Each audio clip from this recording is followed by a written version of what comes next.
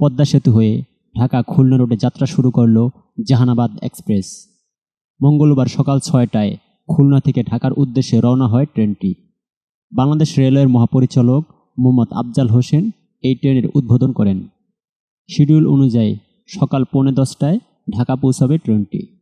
জাহানাবাদ ট্রেনটি খুলনা থেকে কাশিয়ানী নড়াইল হয়ে পদ্মা সেতুর উপর দিয়ে ঢাকায় প্রবেশ করবে। সপ্তাহে সোমবার বাদে বাকি দিনগুলো এই রুটে চলাচল করবে। খুলনা রেলওয়ের কর্মকর্তারা জানান, সোমবার ছাড়া সপ্তাহের বাকি 6 দিন রাত 9:45 14টি বগি নিয়ে সুন্দরবন এক্সপ্রেস ট্রেন খুলনা থেকে ঢাকার উদ্দেশ্যে ছেড়ে যায়।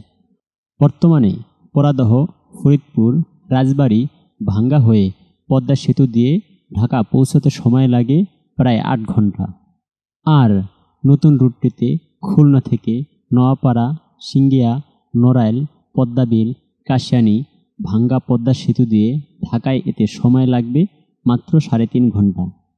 রেলওয়ের ডিভিশনাল ম্যানেজার শাহ সুফি নূর মোহাম্মদ বলেন, জাহানাবাদ ট্রেনটি খুলনা থেকে কাশিয়ানী নড়াইল হয়ে পদ্মা সেতুর উপর দিয়ে ঢাকায় প্রবেশ করবে।